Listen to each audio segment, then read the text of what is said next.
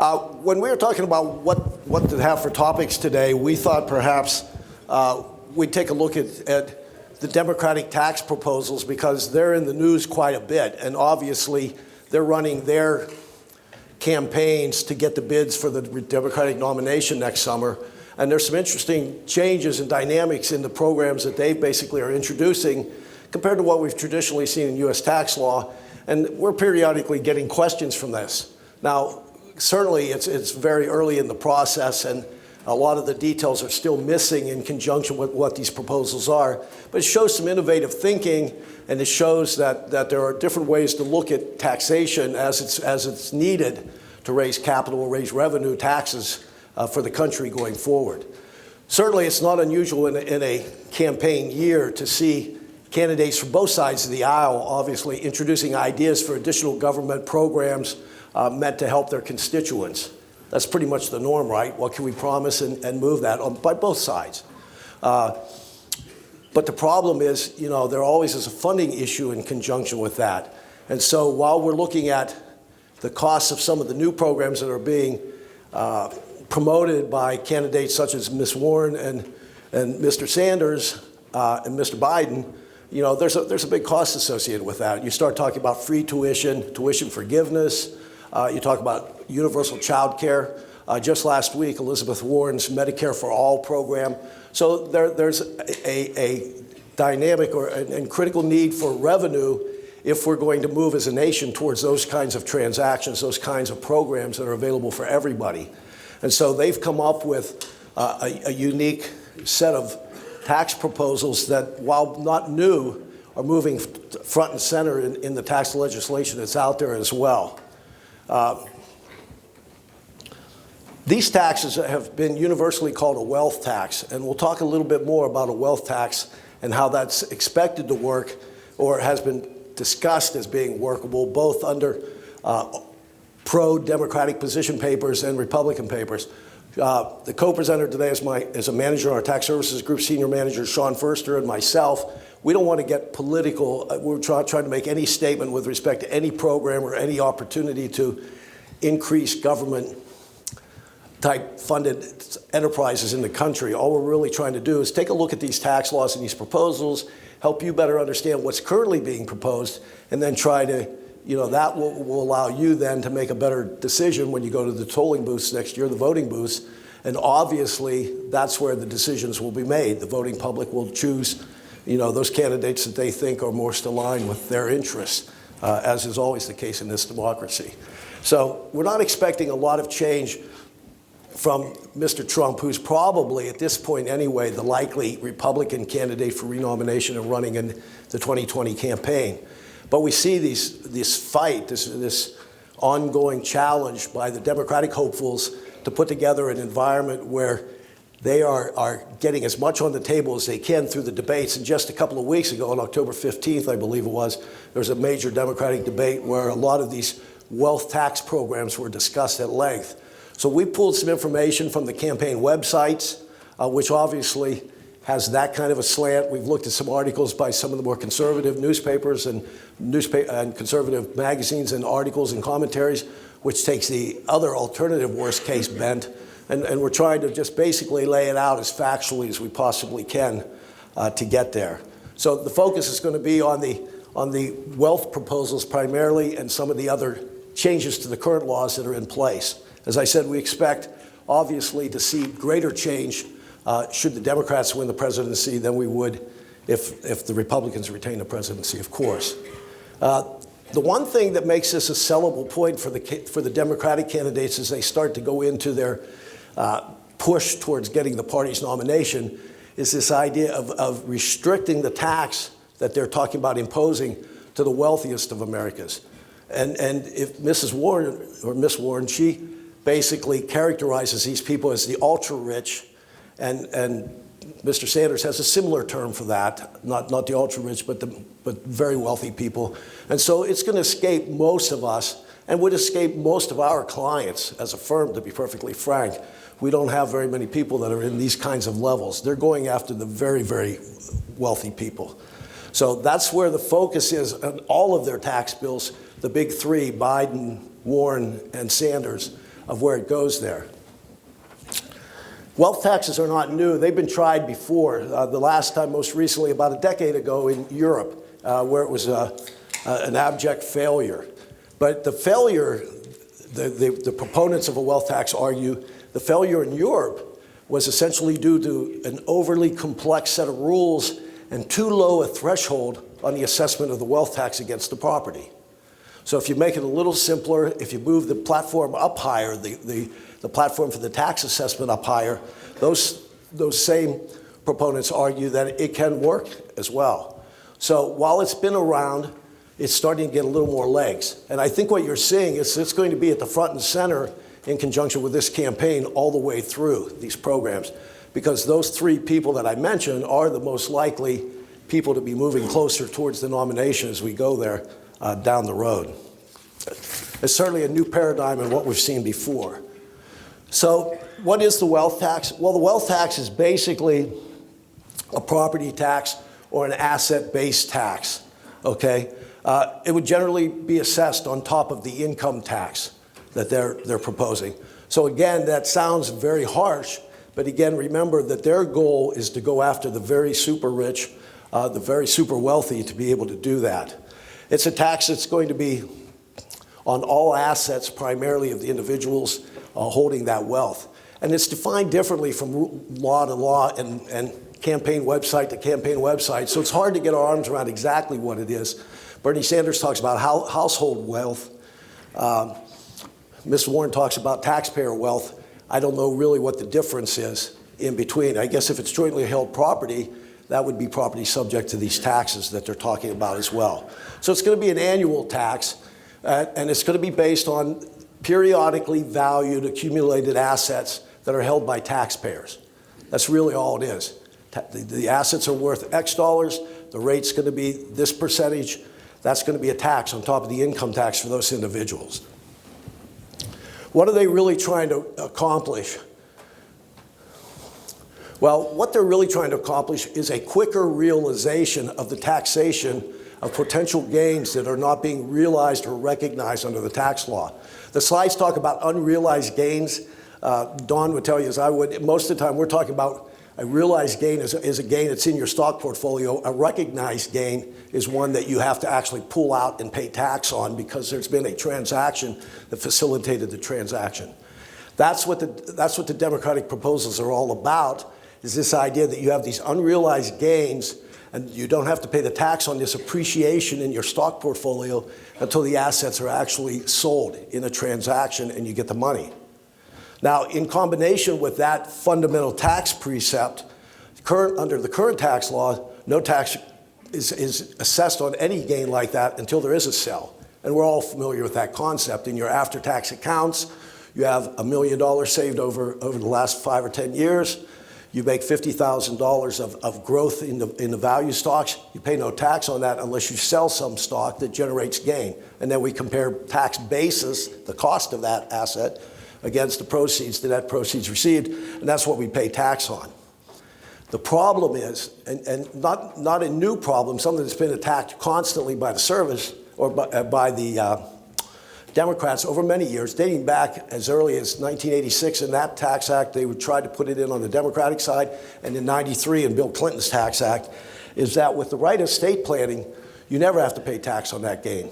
And that's because of the Section 1014 step up.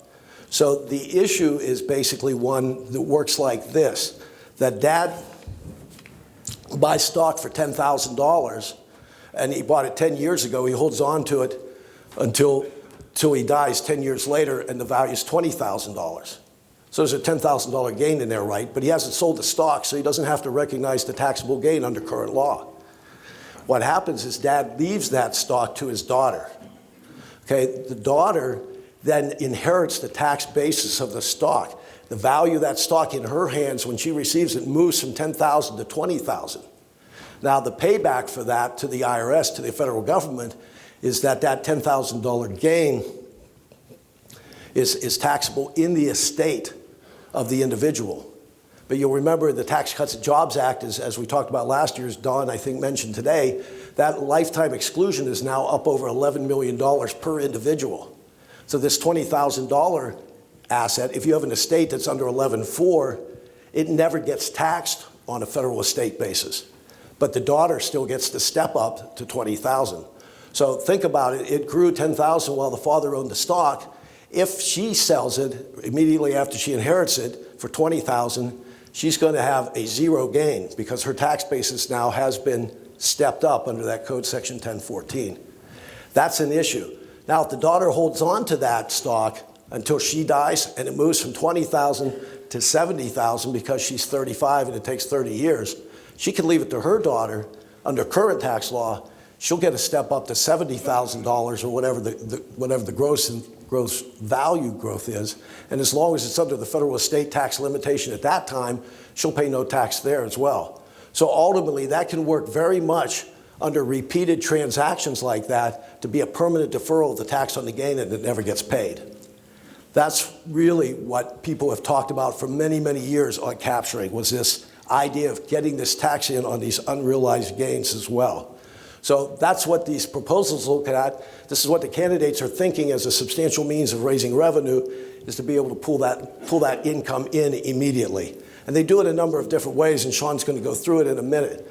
But your materials talk about the Economic Innovation Group, who's taken a look at this issue and basically says right now, well, not right now, at the end of 2017, when it was measured, they think there's at least $3.8 trillion of unrecognized or unrealized gains in play at that point.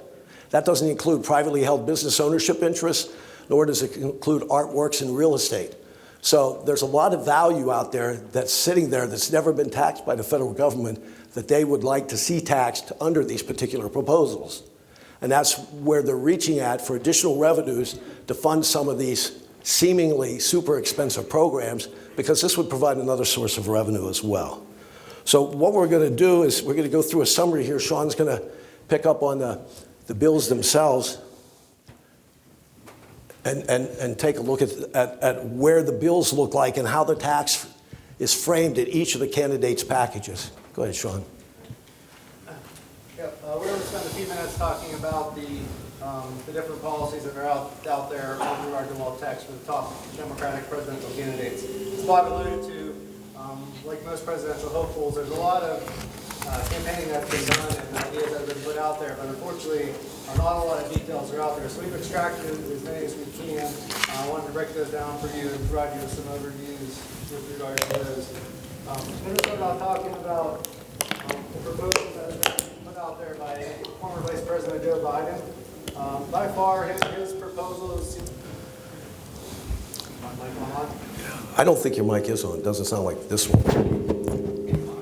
Okay now? Just don't close locks. These are rare. How about now? Oh, much better. Hey, how about that? The on button works. It's like the IT guy always tells me whenever I can't get my computer to work, just turn it off and turn it back on, and it usually fixes the problems. Now, when you do that, though, you turn it on and you hit it on your hand a couple times, and you go, okay, it's working now. All right. You don't admit to it, Sean, ever. Thank you. All right. Well, I won't start from the beginning again, but we're going to start off talking about Joe Biden's proposal with regard to the wealth tax proposals. With regard to the top candidates, his is probably the least drastic change. His focus is primarily on the inherited wealth, a lot of what Bob had talked about with regard to the estate tax provisions.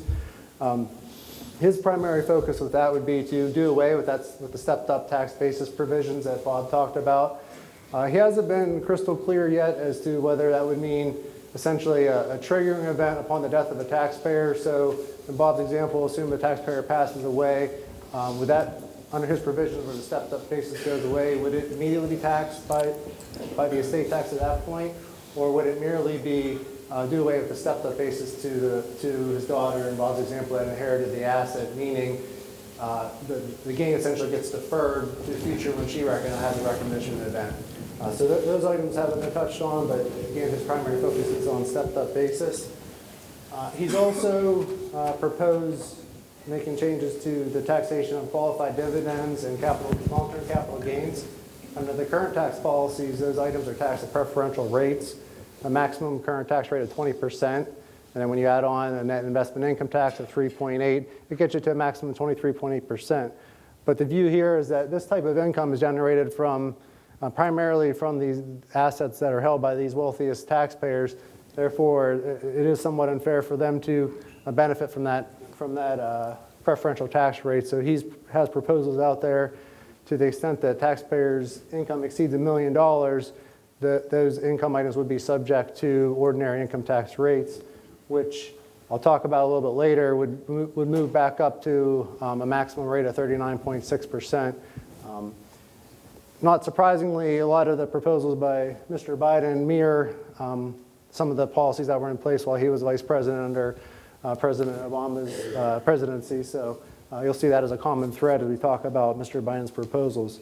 The other benefit of doing away with the stepped-up in basis, he feels that would provide a acceleration of some of these transactions and recognition events. Currently under estate tax planning, people have that in mind, so they're deferring selling off some of these assets and recognizing those gains. So if they eliminate that benefit of that of the step-up basis, it might trigger more events to accelerate the tax. The downfall, at least one of the challenges with Biden's policy that his opponents state, is that this is more of a long-term solution. It wouldn't create any immediate increase in tax revenues into the tax coffers. So therefore, that's the negative to his proposals, at least according to the other proponents. Moving on to Senator Warren from Massachusetts. Her tax proposals are certainly some of the more aggressive ones that are out there. She has proposed some significant funding initiatives, including universal health care, student loan forgiveness, that type of thing. So with that comes a need, as Bob mentioned earlier, to infuse a lot of additional revenues into the tax coffers. So her proposals go for the ultra-rich. They are, in her proposals, it would be essentially a 2% annual tax on individual assets to the extent that they exceed $50 million. Again, this is an annual tax, so not only in the initial year, but every year it would be paid on the property. In addition to that, once the taxpayer's assets exceed $1 billion, there would be another 1% added to that, so a maximum tax rate of 3% on assets over $10 million. Bob touched on the fact that one thing that this arises is taxing assets prior to there being a triggering event where the income's realized. So regardless of whether the asset's sold or not, it still falls into the bucket of assets that get subject to this tax on an annual basis. There is a provision in her proposals to offset the assets for any debt you have on it, so you are looking at really net wealth of taxpayers under that provision, so there is that benefit. And then lastly, estimates by some of her advisors, a couple of professors from the University of Berkeley, estimated it would raise $2.6, it should be trillion dollars over the years. That was one typo I had. So add several more zeros to that. I noticed it's right in the materials, but I apologize for that, but trillion, so with a T. Next, moving on to Senator Sanders from Vermont. His proposals are very similar to Senator Warren's. His focus is, again, on the extremely wealthy taxpayers, which estimates would be the only top 0.1% of households you hear talked about often. Taxpayers would be subject to his tax at a lower threshold under Senator Warren's proposal. It was at $50 million. His kicks in at $32 million of assets at 1%. But then once the asset base gets up to $50 million, it's at the same 2% of Senator Warren's. However, his is much more progressive and graduated. As the assets climb in value, it raises it to a maximum tax rate when assets exceed $10 billion of 8%, so significantly higher rate. And as you can see from here, we do have the trillion in here. It is estimated to bring in $4.35 trillion over the decade, so about $2 trillion more than Senator Warren's. I think Mr. Sanders and Ms. Warren's bills are somewhat similar in their intent and their initiative to move wealth from the very robust and most wealthy of Americans. But when you look at the tax rates here, 8% over $10 billion, I mean, if you can get 8% a year on your investments, and these are savvy people, so they probably get somewhere around 8, a little better on an every year basis, you can see what's going to happen. There's going to start to be a carving into the wealth of these people so that they, leave with less wealth than they originally had. And that's the point. If you read into any of the candidates' websites themselves, they'll talk about pulling some of this wealth back. It is a different dichotomy than we've talked about in the past with normal income taxation under a graduated system in the US. But what they're really trying to do, again, is pull that wealth down and incorporate that into programs that benefit more Americans. Well, not a presidential candidate. Ron Wyden is the top Democratic senator on the Senate Finance Committee. He's proposed a kind of a hybrid approach to the net wealth tax, where it looks at not necessarily taxing the assets, but looking at the taxpayers' assets and the assessed depreciation, and using more of a mark-to-market approach, where the increase in those assets gets added to the individual's income tax return. So in a very basic example, you have a scenario where you have a taxpayer's assets of $10 million at the beginning of the year. Throughout the year, they increase to $12 million by the end of the year. So that $2 million increase would be added on as essentially unrealized income to the taxpayer's tax return, and it gets taxed that way. Again, with this proposal, another main benefit is it is an annual tax, and it would create immediate tax infusion into the economy. And with regard to the other candidates, Bob mentioned there was the debate that happened in Ohio on October 15th. Many of the Democratic candidates seem to move away from the wealth tax and more towards, I guess I should say, former Vice President Biden's views on it. Seeming in that debate that Senator Warren and Sanders came under heat and challenges from the other opponents in that. Viewing that as a very radical type of approach and would be tough to administer. Talking about some of the fundamental type challenges that a new wealth tax would incur, some of which Bob's going to touch on here in a minute.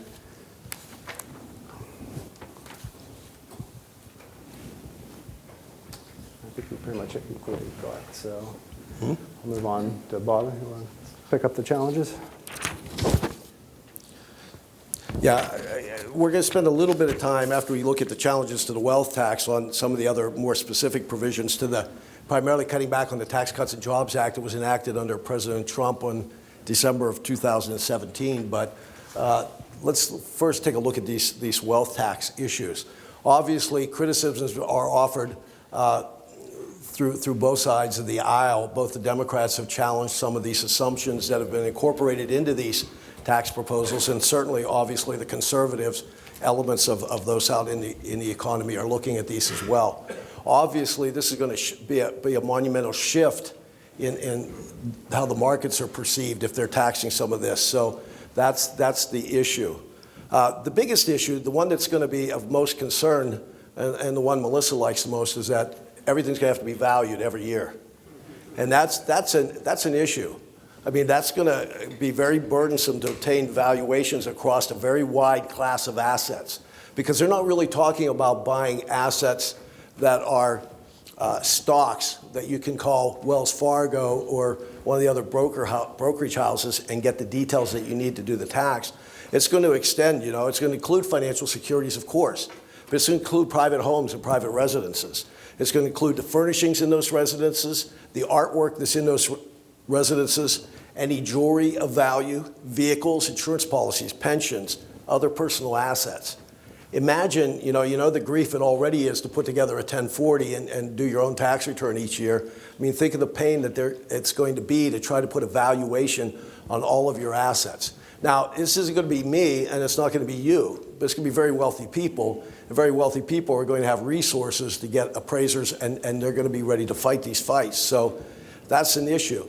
The other big issue is that it's going to require valuation of all privately held business interests every single year if you're in that applicable stage. Right now, again, it's ultra-rich people, so a lot of the people that we know that we work with won't see that tax. But ultimately, where you have wealthier taxpayers that own privately held business enterprises, they're going to have to get valuations of those businesses done regularly to be able to make the tax compliance filings as they are.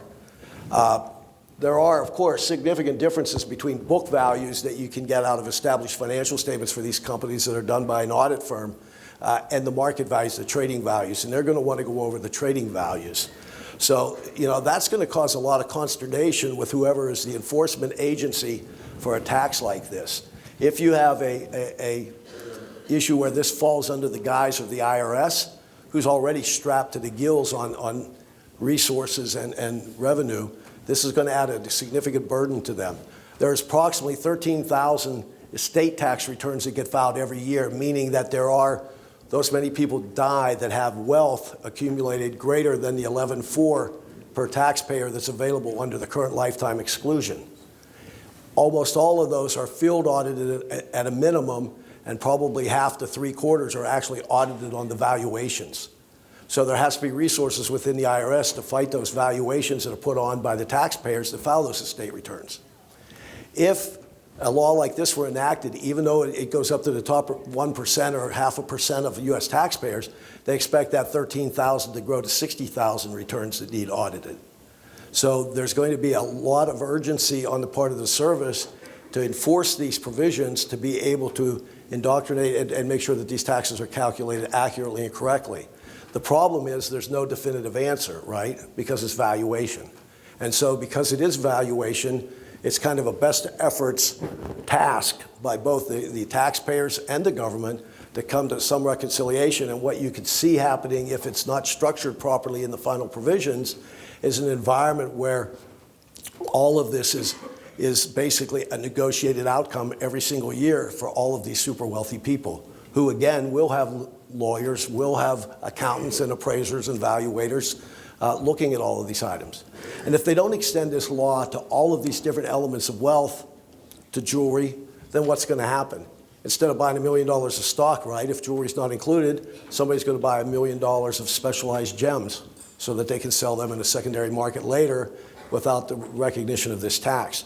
So that's going to leave a lot of issues there. The valuation issue is, without question, the most critical matter here. And there's no guidance in any of the candidates' websites at this time to discuss that. I wouldn't say that's a negative, and I wouldn't say that's wrong of them not to put that on there. It's those kind of details that get hashed out in the legislative process as new legislation is developed and implemented as well. It's also going to be a little bit tricky to take a look at assets that are in trust, because there's a lot of trust planning for reasons other than income tax, but more for asset protection, preservation, and if nothing else, making sure that the owner of those assets directs the distribution and ultimate dispensation of those assets into the form and person that he wants them to go to. So he or she has designed a transfer strategy at death, which includes the trust. The wealth in the trust is going to be tricky because it's going to also incorporate a lot of the gifting rules under the Internal Revenue Code, the estate tax rules, and the property valuation rules. And probably, I can only imagine, again, I don't have any clients with $1 billion of wealth that I know of anyway. Don might have one. Most of those people are going to have trusts. Those are the kind of people that put that kind of more complex planning together as well. The compliance costs are going to be very significant. Obviously, you're going to need appraisers. And if you have that kind of money, the kind of wealth that's going to invoke a tax like this on you as an individual, then you're going to have to get all these appraisers involved. And there are qualified appraisal rules that we've talked about before in the Internal Revenue Code. There are procedures and protocols that have to be observed in producing values, but none of those are set in stone. At the end of the day, every value that Melissa and I determine for a client can be argued by the service, and most of the time, we don't win that, they don't win that. It ends up being a negotiated resolution because there is no black and white to push to a conclusion. So, that's another area that we think is a big issue here, is this problem and issue of compliance and enforcement. So there's a huge cost on the enforcement side, but there's also going to be a huge cost to the taxpayers to comply in the first place. The next issue is this wealth held abroad. I mean, they could limit the law to taxing net wealth at these certain levels that is in the continental United States, but that's not going to work because ultimately those kind of people, again, with those kind of resources and planning opportunities are just going to move everything abroad. So they're going to have to capture worldwide assets. And when they capture worldwide assets, now again, you have an extended valuation issue and compliance issue because I have a house in Tuscany, or I have an investment account that's in the Singapore Stock Exchange, those things are going to have to be captured and included in this annual tax as well.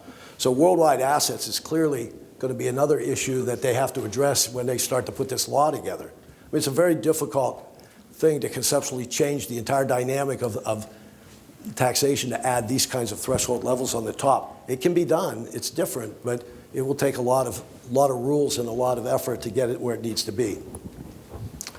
An issue that I think needs to be considered in conjunction with this is the liquidity issue. Because obviously, if you're being taxed on gains where you haven't sold assets, then you don't have cash to pay the tax on those gains.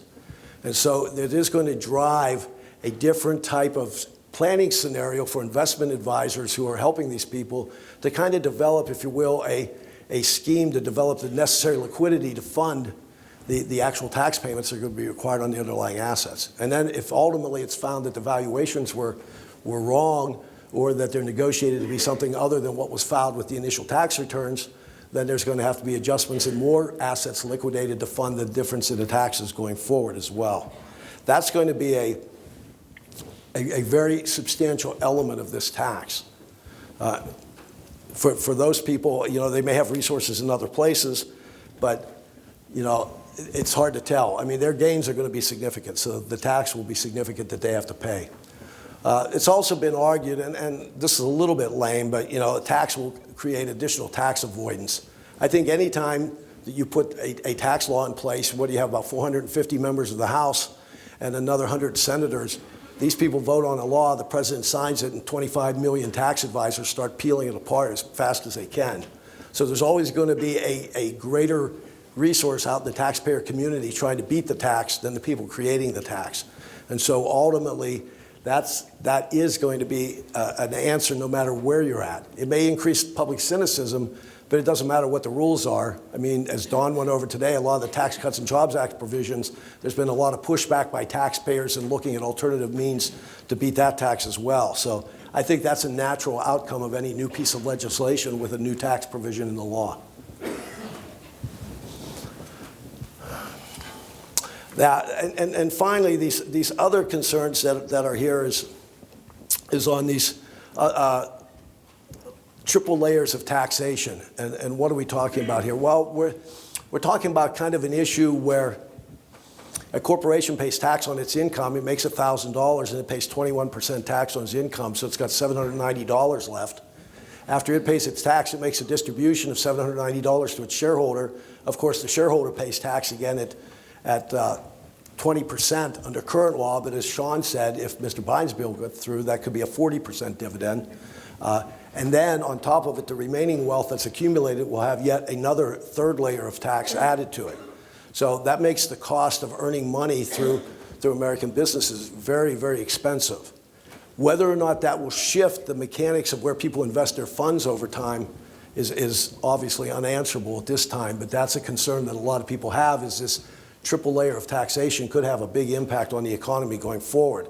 I don't think it's something to be dismissed, but it's probably early, knowing where the candidates are now on these ideas and the conceptual idea that it's only going to reach a few people at the top. The other thing that's not talked about anywhere is what happens when the value of the assets drops.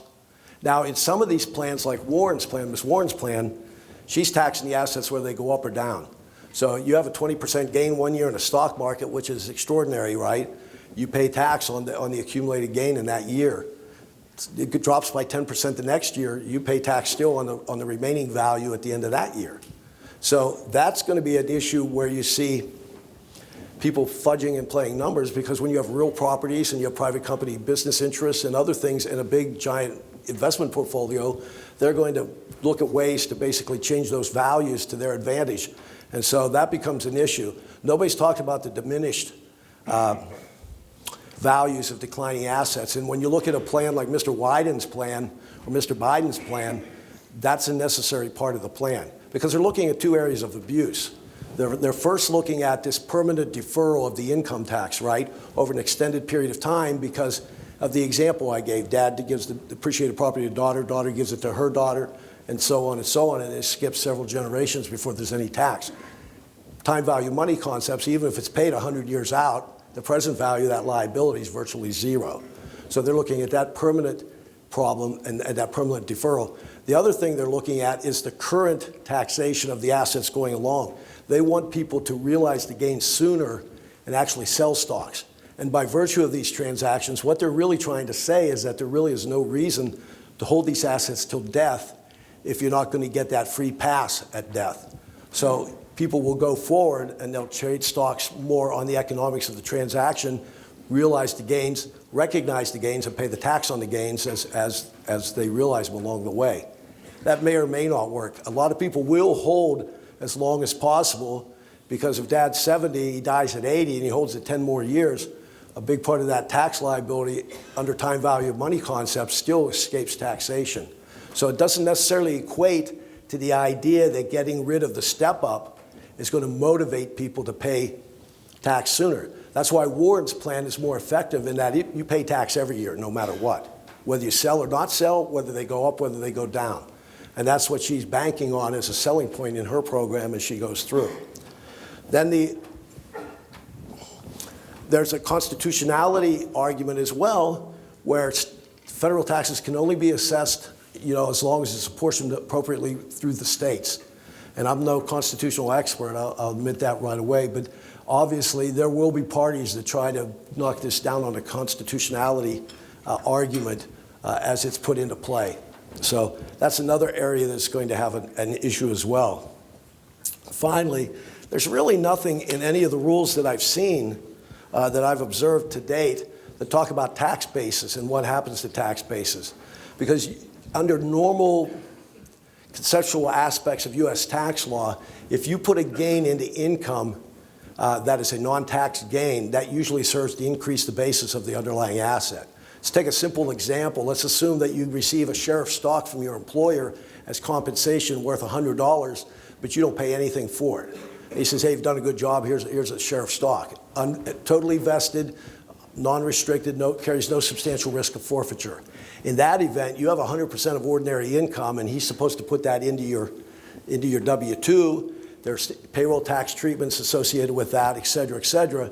But at the end of the day, now you have a share of stock that has $100 of value. And so when you sell it next year for $200, you only have a $100 gain, not a $200 gain, because you paid ordinary income.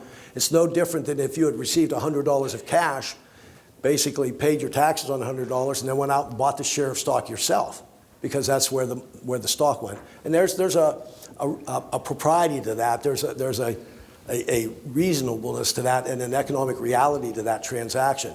Here, if your assets went from 10 million, your taxable assets above the thresholds that the candidates are introducing, goes from 10 million to 12 million, and you have to pay tax on that incremental $2 million difference, then the question becomes one, if I pay the tax on that $2 million difference, is that going to serve the increased basis?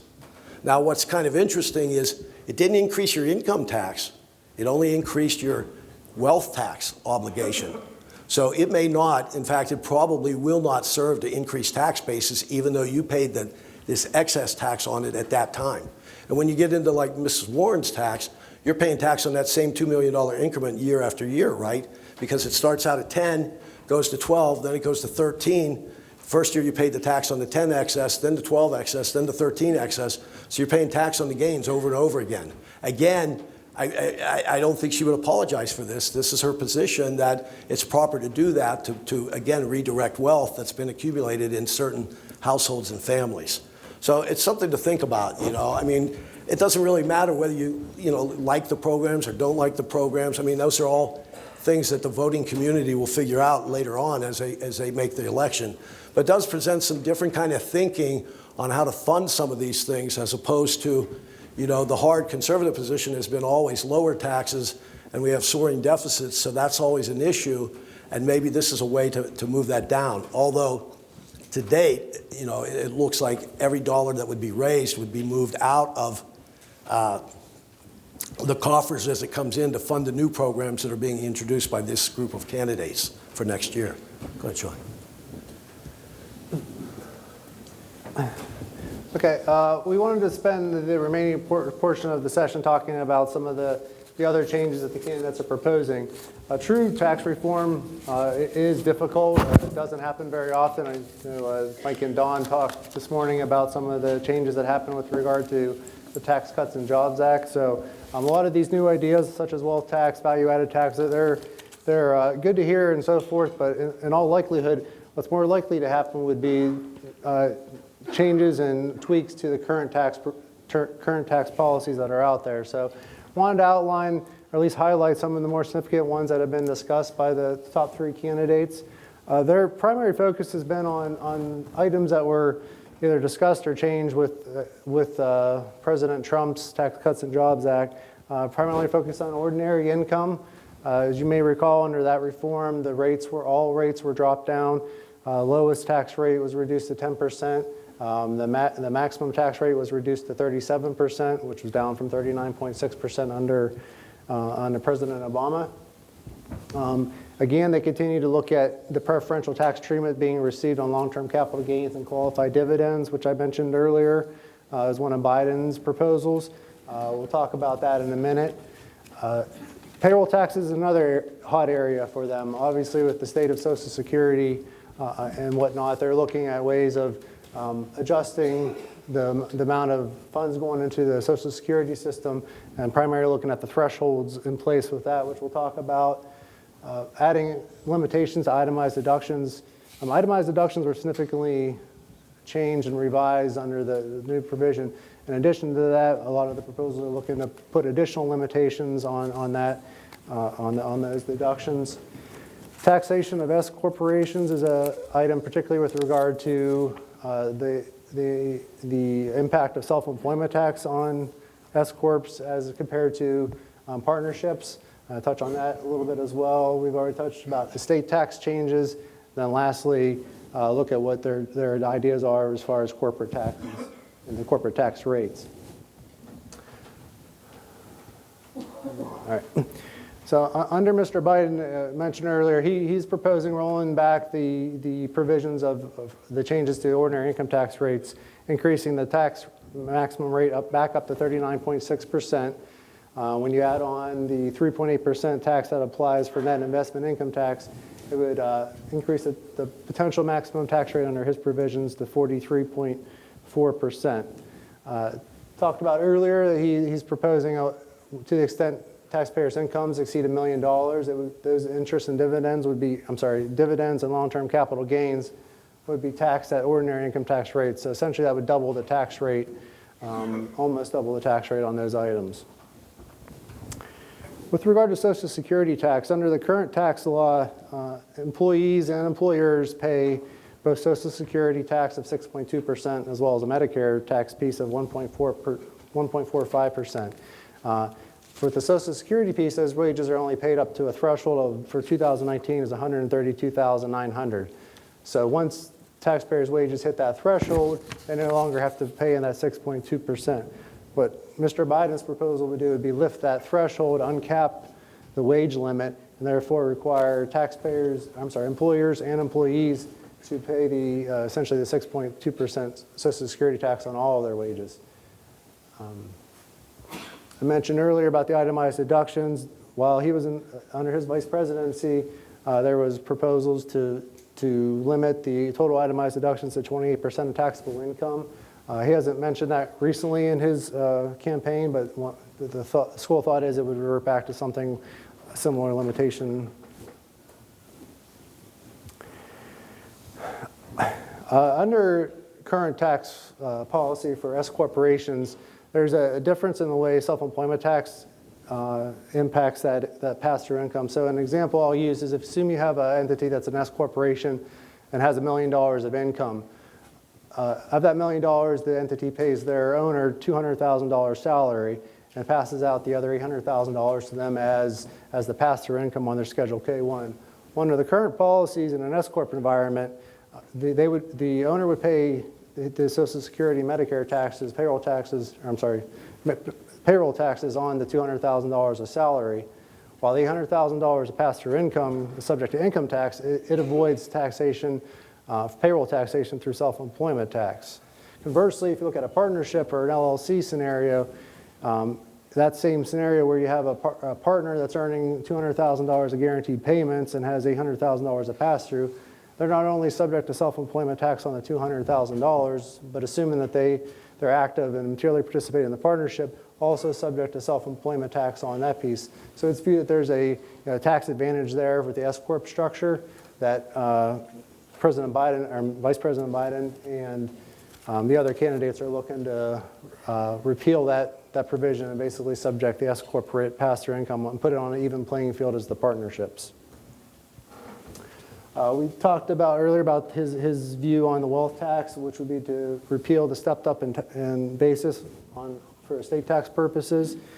He hasn't had any definitive stance on the corporate taxes, although during a lot of the debates and so forth, when it was looking to reduce the 35% maximum rate to 21%, you recall under the Tax Cuts and Jobs Act, that was one of the major headlines there, is they were looking to reduce the 35% corporate tax rate, which is one of the highest in the world, down, and Republicans were successful in pushing that through down to a 21% rate.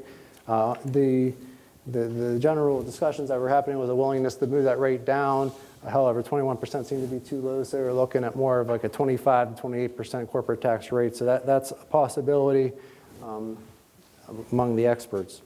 A few other unique proposals by President Biden would be some tax credits.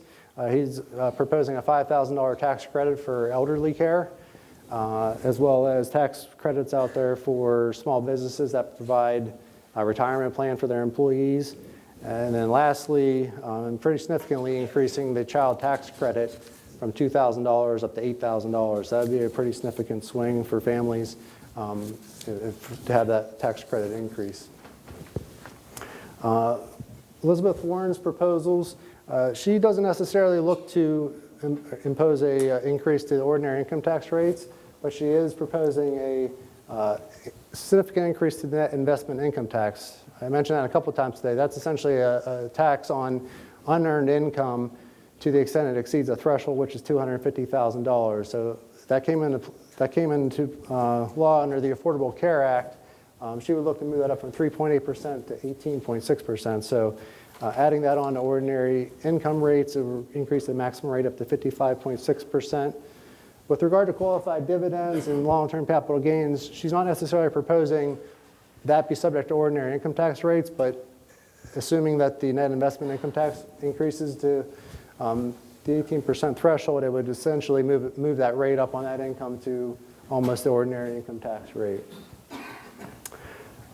Another significant proposal for her is to add an additional new 14.8% payroll tax that would apply to the extent for earners over $250,000, and that tax would apply for both the employer and the employee. So that's not insignificant. An example I read, assume an individual earns $500,000, under the current provision, they're paying payroll taxes of approximately $18,500. That amount would almost double. Again, a $500,000 wage earner, about $250,000 over the threshold, their payroll tax liability would double, and not only that, but so would the employers. So that is would be a significant uptick in that. She hasn't really expressed much of an opinion on the itemized deduction changes. She's also proposing that S corporations are subject to self-employment tax similar to Vice President Biden.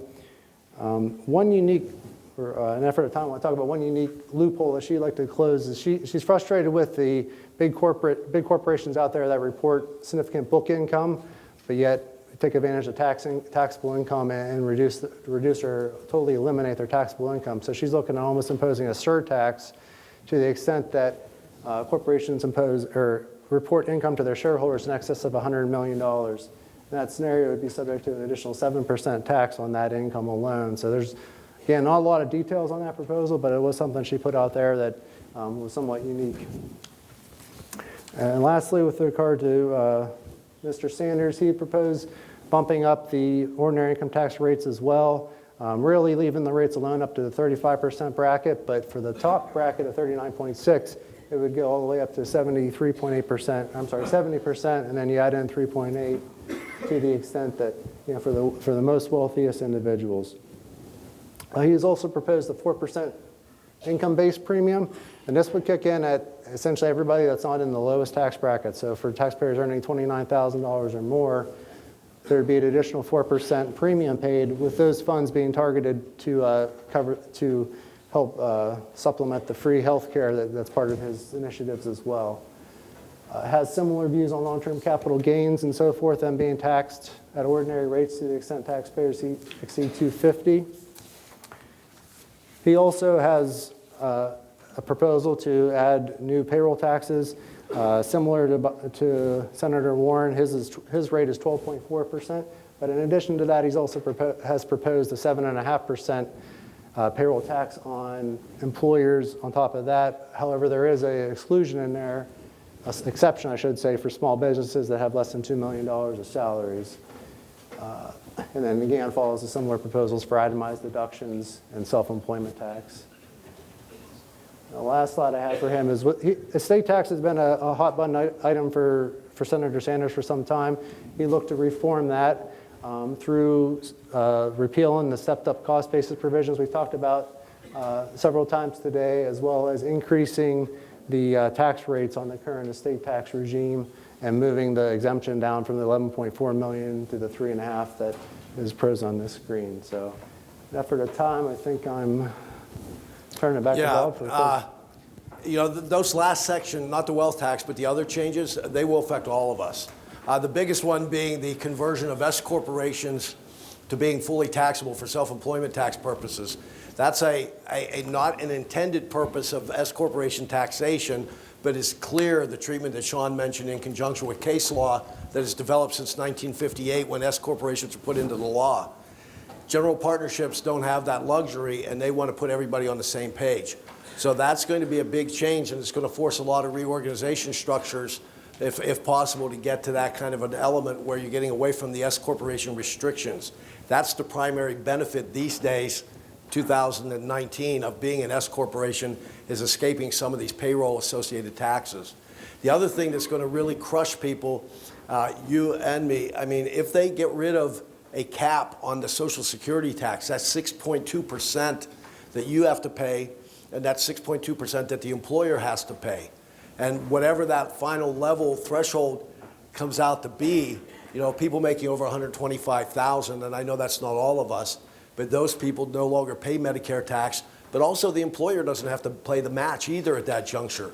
Once they invoke that level's not very high. That's going to reach a lot of people, and it's going to be a very detrimental, difficult tax to pay at the corporate level, the employer level, and there's not going to be any way around it. It's going to be pretty straightforward. So that's an issue as well, in conjunction with understanding where they're heading.